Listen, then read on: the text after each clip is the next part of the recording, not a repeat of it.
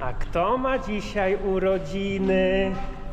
Co? Asia dzisiaj kończy 20, bo mnie zaraz coś tam posądzi. Dzisiaj kończy 20 lat, prawdopodobnie. Dzisiaj idziemy na sukienki. No i jesteśmy na Kieckach. Ja sobie tu postoję, popatrzę, co się dzieje. Ale obiecaliśmy sobie, że dzisiaj nie pijemy. Żartowałem. No oczywiście, że opijamy. Przecież to są urodziny Asi. Właśnie, ej. Mamy słonecznik, mamy piweczko. Mamy moje urodziny. Zdrowe solenizantki. Niech żyje, żyje nam. Jeszcze raz, jeszcze raz. Niech żyje, żyje nam. Niech żyje nam. A komu mi tak?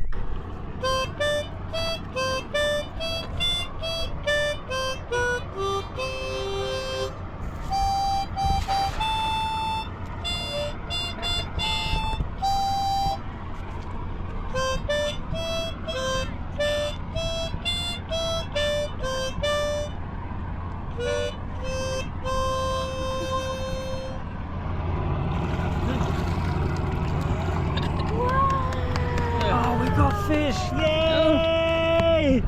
Woo!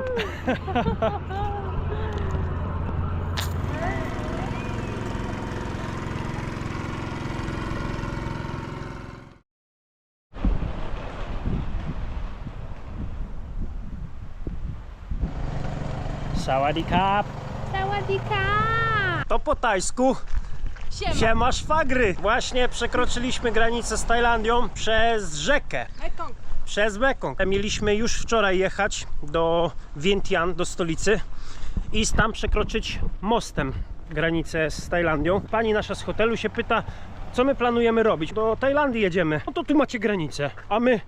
O kurwa! Okazało się, że my byliśmy 100 metrów, nasz hotel był 100 metrów od przejścia granicznego, tylko że rzeką. My codziennie piliśmy piwo i patrzyliśmy, jak ludzie przekraczają granicę i nie wpadliśmy na to, że to jest przejście Prawie graniczne. codziennie. Mamo, prawie codziennie, jak coś. O, już Zaczyna się, Tajlandia się zaczęła, już drąg pod pizdy. Cia! No, w Tajlandii będę musiał się zaopatrzyć w proce, bo z doświadczenia wiemy, że tutaj z psami to nie jest tak, one są jakieś takie dziwnie silne wyglądają. No i kontynuując, przepłynęliśmy sobie przez rzekę i tak, tu jest nasz hotel, tu spędziliśmy ostatnie 3 tygodnie, jak się okazało. Tutaj jest nasza siłownia, a tutaj prawie codziennie piliśmy piwo. Tu hotel, tu siłownia, tutaj browary. Spędziliśmy tam no ponad 3 tygodnie w tym hoteliku, tak nam się spodobało. Zrobiliśmy sobie taki urlop po prostu, urlop od podróży. Robiliśmy to, co się na urlopie robi i to nie był remont.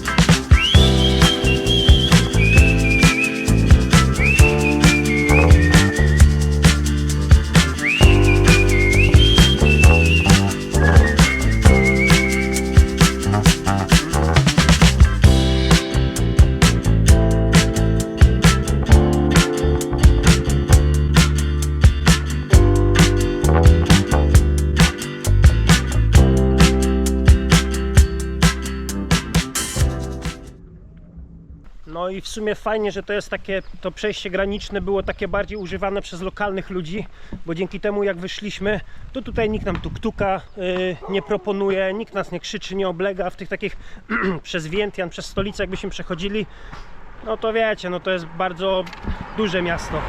My byliśmy raz w Vientiane, zrobić zakupy, kupić sobie przedtreningówkę na siłownię. No i nie spodobało nam się. Pojechaliśmy, kupiliśmy co mieliśmy kupić i wróciliśmy. Nawet nie zwiedzaliśmy tego miasta. Miasto jak miasto. No, na razie nie będziemy sobie tutaj się kręcić w północnej części, bo szwagry do nas przyjeżdżają w odwiedziny na 2-tygodniowy urlop.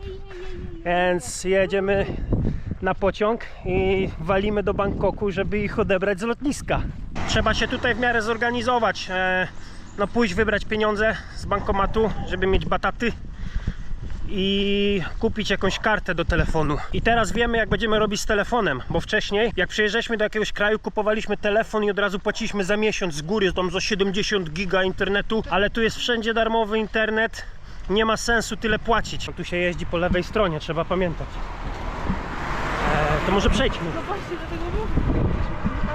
Przyjeżdżając do Laosu zapłaciliśmy 150 000 kipów za 70 giga internetu na cały miesiąc i za cholerę nie wykorzystaliśmy nawet jednej kurwa siódmej, a okazało się, że można kupić po prostu zwykłą kartę i doładować sobie na tydzień 3 giga internetu za 10 000, czyli mogliśmy zapłacić tylko 40 za miesiąc. Co tydzień masz 3 giga internetu, nie musisz tego używać, bo każdy hotel, każda restauracja, no wszędzie jest darmowy internet. Każdy szanujący się podróżnik po przyjeździe do Tajlandii otwiera sobie Changa pod pierwszym napotkanym sklepem i się cieszy, że się dojechało do Tajlandii. Smak Tajlandii. Jak jesteś piwoszem, to w Wietnamie za małe piwko 0,33 płaci się 3,20 złotówek. W Kambodży no 2,50, ale w Kambodży wygrywasz te piwa po 50 groszy. Tak liczyliśmy, że średnio 70-80 groszy kosztuje cię browar. No a Tajlandia, takie piwo kosztuje w Tajlandii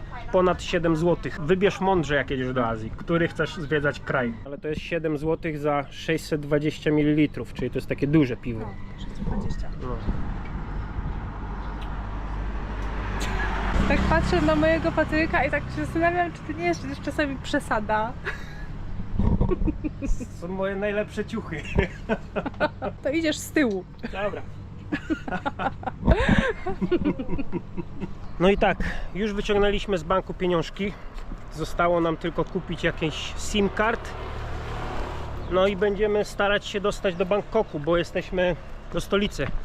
Bo jesteśmy na północy. Ja to pokażę na mapie. Jesteśmy tutaj.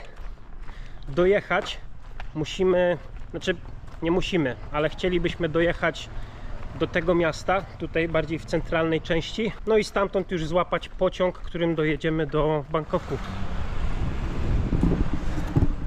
Przyjechaliśmy tutaj busem do tego miasta. Jak ja nie lubię tymi autobusami jeździć. No wiecie, busy.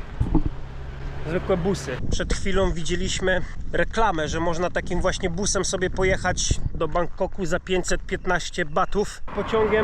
Pociągiem wydaje mi się, że jest taniej. Zaraz się okaże. Prawdopodobnie nocleg spędzimy w pociągu już. I rano, nad ranem będziemy gdzieś w Bangkoku. Nie chcemy tutaj zostawać na noc, bo stracimy dodatkowy dzień na podróżowanie. A tak to mamy nocleg w cenie transportu.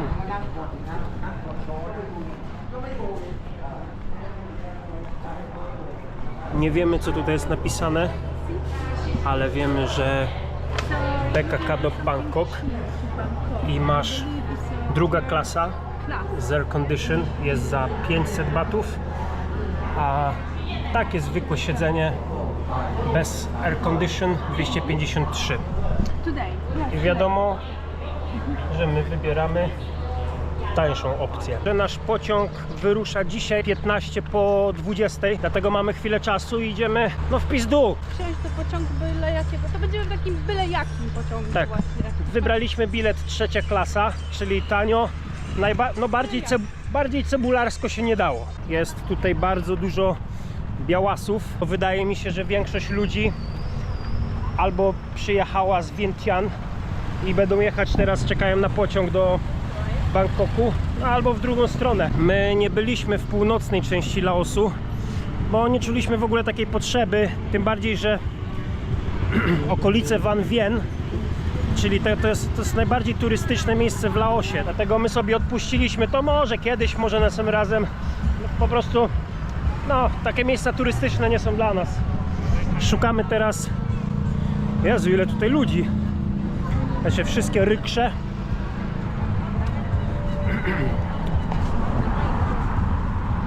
Ale my nie używamy tuk-tuka, bo kierowcy tuk-tuka to najgorsze pały na świecie. Każdy chce cię wydymać, jak tylko może. Byliśmy w Vientiane na zakupach, to ziom chciał od nas 4 razy drożej niż wiemy, że to mogło kosztować. No i coś, co jak kiedyś byłeś w Tajlandii, to już wiesz, a jak nie wiesz, to się właśnie teraz dowiesz. Sklep 7-Eleven będzie najczęściej uczęszczanym przez ciebie sklepem tutaj w Tajlandii. A to dlatego, że w tym sklepie no kupisz wszystko, co chcesz. Tylko musisz pamiętać, że tutaj jest taka częściowa prohibicja, więc od 11 do 14 i od 17 do 24 możesz tylko kupić alkohol. W innych godzinach po prostu to jest zamknięte, nikt ci browarów, żadnego alkoholu nie sprzeda. Ale nie obrażaj się, tylko kup sobie wodę, a browara sobie kup na zapas jutro.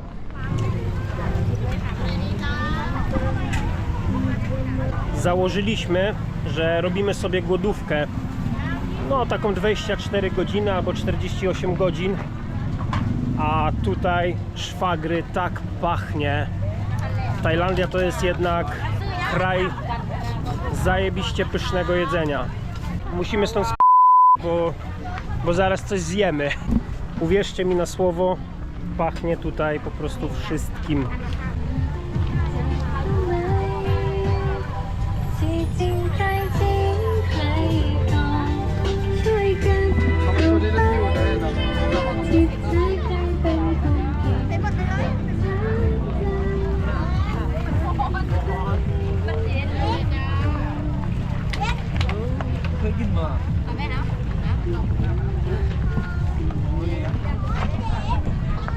No tutaj kury na patyku.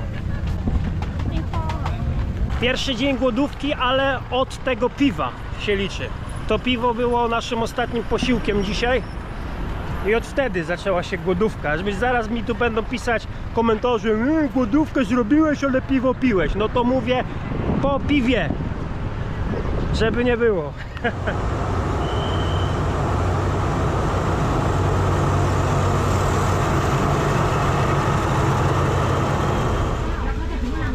I w takiej pozycji przez najbliższe 12 godzin. Tak kończy cebulowanie. Dałeś cebulę, masz cebulę. Jest dla 2 osób siedzenie. Patrz ile sam zajmuje miejsca.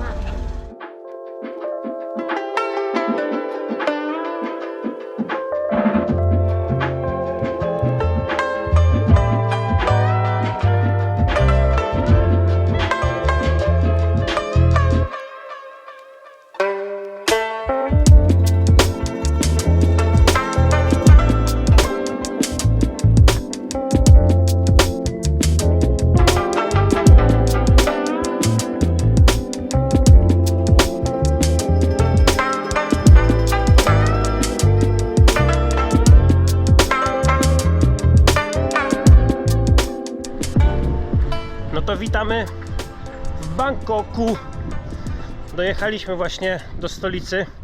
No i z tym noclegiem w cenie biletu, no to troszeczkę za dużo powiedziane, bo ja liczyłem, szczerze mówiąc, że będziemy mieć takie, że nie będzie jechało dużo ludzi, bo kiedyś jechaliśmy pociągiem tutaj w Tajlandii i normalnie wagon był praktycznie cały nasz, więc myśleliśmy, że tam się pierdzielniemy na kanapę i sobie będziemy spać, ale okazało się, że full pociąg przez całą drogę, nie było ani jak się zdrzemnąć. Wagon zombie po prostu, każdy miał zamknięte oczy, ale nikt nie spał, każdy tam gdzieś tyle co mu organizm dał. No nie wyspaliśmy się, nie jesteśmy w żaden sposób przygotowani, żadnego hotelu sobie nie bukowaliśmy, to idziemy szukać hotelu. Tutaj w Bangkoku już jest wszędzie zielono, drzewa, cień. Jest to taka miła odmiana po Laosie, bo w Laosie jakoś mało tych drzew było. Były takie krzaki, ale to... No i dżungla, ale to do dżungli sobie nie wejdziesz, a tutaj no w miastach nie było w ogóle drzew, a tutaj wszędzie pięknie zielono, ptaszki śpiewają dookoła nas.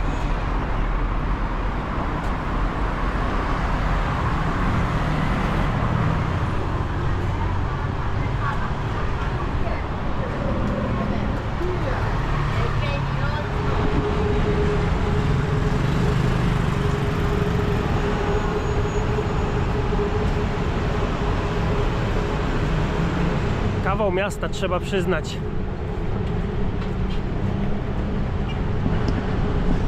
My niby mamy nieprzespaną noc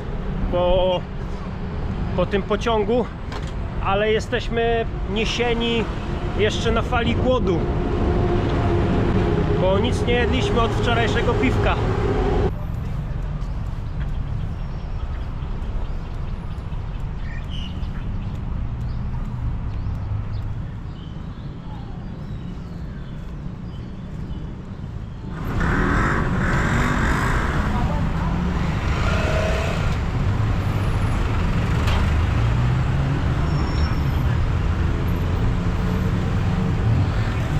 Po 2 miesiącach życia na wiosce to taki harmider dużego miasta no daje się odczuć, jest po prostu głośno, a my przez 2 miesiące mieliśmy zupełną ciszę i spokój, no i teraz musimy się przyzwyczaić do tego.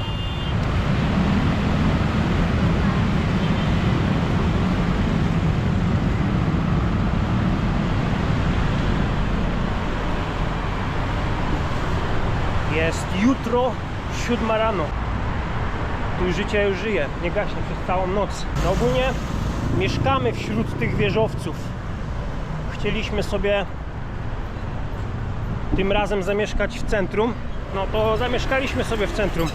Z tym, że nie mieszkamy w pokoju hotelowym, tylko w takim, nie wiem jak to się fachowo nazywa, dormitorium.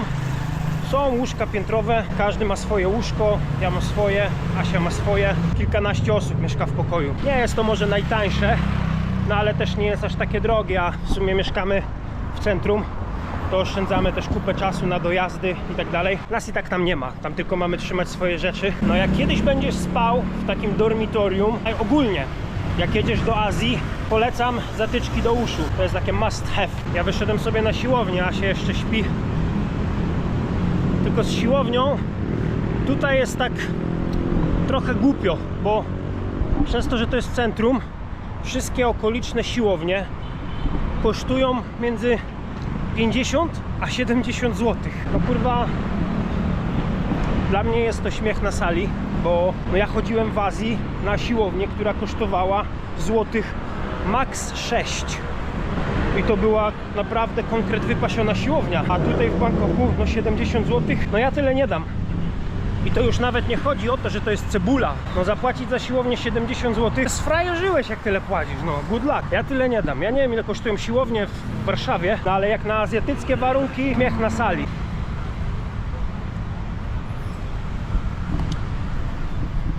No i z racji, że cebulowy Patryczek nie zapłaci tych pieniędzy, to na całe szczęście w Bangkoku są takie plenerowe siłownie. Pana te maszyny.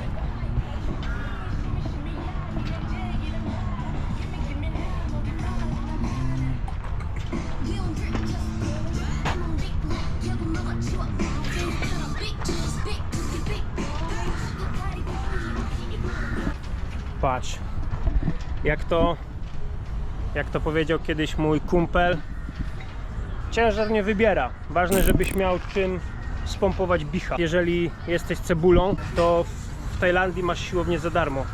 No w wielu miejscach, jak wpiszesz outdoor gym, znajdziesz, nie? Ja się biorę za trening.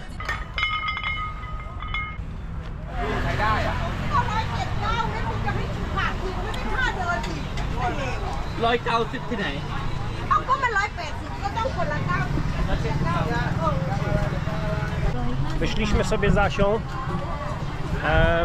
poszwendać się po prostu po Bangkoku dzisiaj, pozwiedzać go. Hi. Tak po prostu poszwendać się bez celu. Wydaje mi się, że temat Bangkoku jest już tak zbałamuconym i wyeksploatowanym tematem na YouTube. Można zobaczyć Bangkok w tak wielu filmach, że po prostu my nie będziemy chodzić po tych wszystkich najbardziej turystycznych miejscach typu świątynie i takie tam, no bo już w takich miejscach już byliśmy, a poza tym, no tak jak mówię, tego jest tak od groma, dlatego mamy lekko wypierdzielone, nie będziemy się na tym skupiać. My tutaj spędzimy około tygodnia czasu, 7 dni, czekamy na naszych przyjaciół, aż przylecą za kilka dni, dlatego wiele nagrywał nie będę z tego miasta. tyle, co po prostu będzie w tym filmiku pokażemy. Bangkok to jest skrócona nazwa miasta. To pewnie już dużo ludzi też wie, ale jest to tak śmieszne, że o tym wspomnę. To jest nazwa Bangkoku.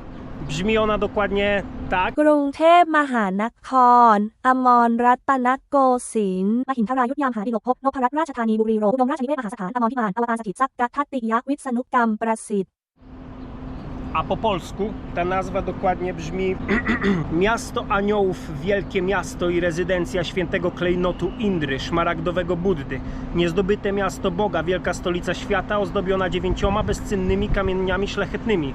Pełne ogromnych pałaców królewskich, równającym niebiańskiemu domowi odrodzonego Boga. Miasto podarowane przez Indrę i zbudowane przez Vishvakarmana.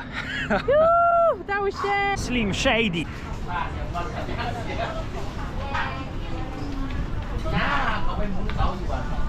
No, co jestem w stanie powiedzieć, to to, że my oboje z Asią jesteśmy bardzo pod wrażeniem tego miasta. No, jest ono pełne takich zakamarków, jak ten, którym teraz idziemy.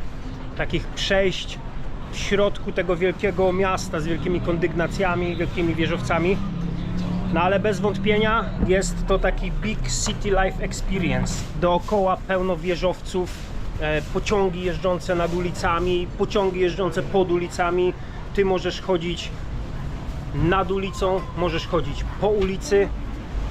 Masa różnych centr handlowych, przeogromnych, wielkich centr handlowych dookoła. No i jak wiadomo, jak każde duże miasto, jest to miasto kontrastów, czyli te wszystkie szczeliste, wielkie budynki, a na dole malutcy ludzie na ulicy sprzedający mięsne kulki. Tutaj już masz McDonalda, Starbucksa, tutaj już się dzieje życie.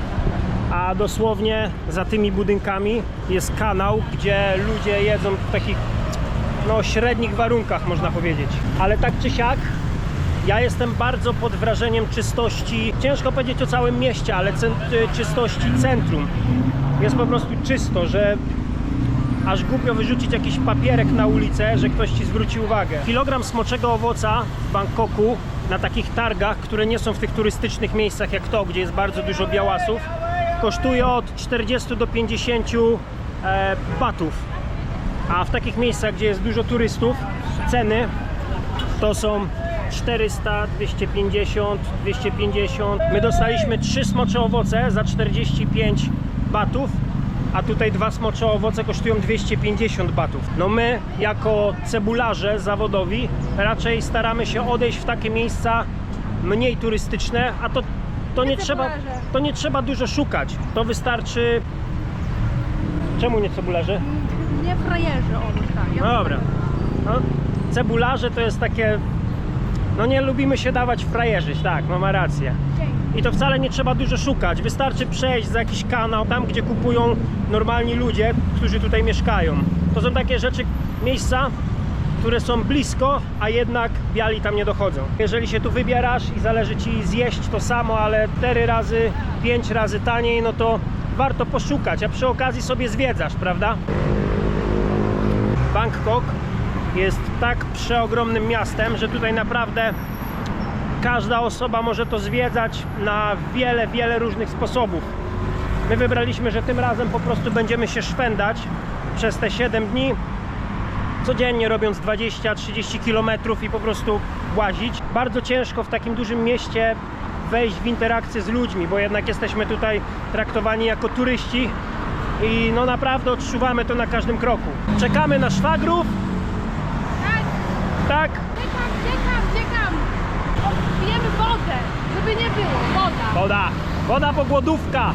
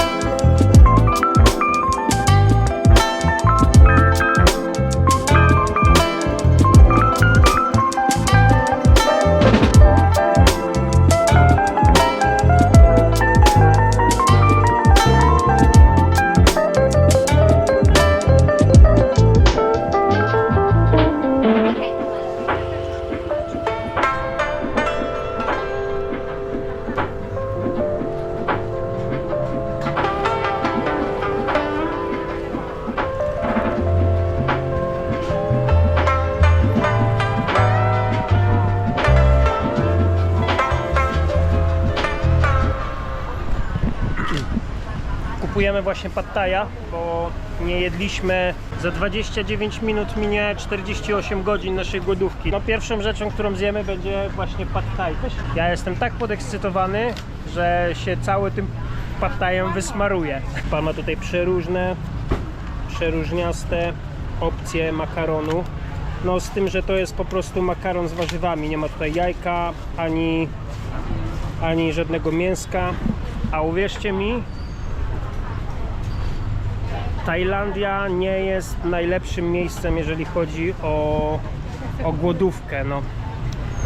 Tutaj ja już rano wstałem, kiedy szedłem na siłownię, już wtedy unosiła się masa zapachów. Oprócz pad thai mamy jeszcze u mnie w plecaku owoce. Kupiliśmy sobie mango, smoczy owoc i melona. Tak więc czeka nas niesamowita wyżerka. Czekamy jeszcze 20 minut i znów będziemy szczęśliwymi łakomczuszkami. Patrzcie.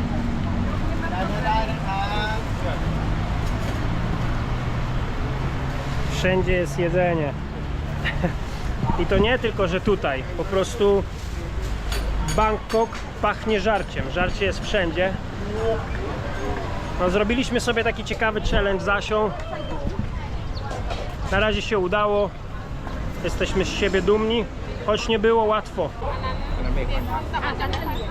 เอาเบคอนชีสก็ได้ค่ะเพิ่มไปหวานเยลลี่ To wszystko to są robale. A jestem tak głodny, że zjadłbym nawet je.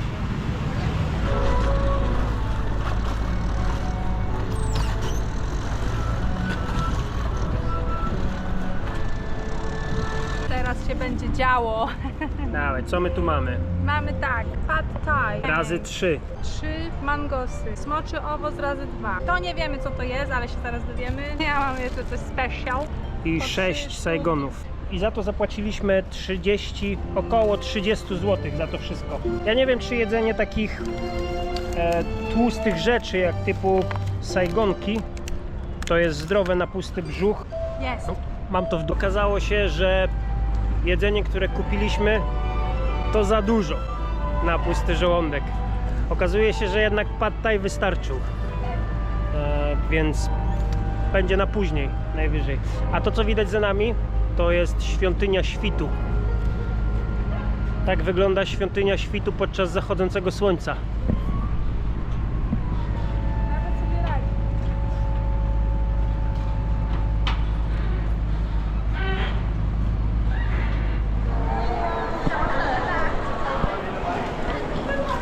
Czekamy na szwagry.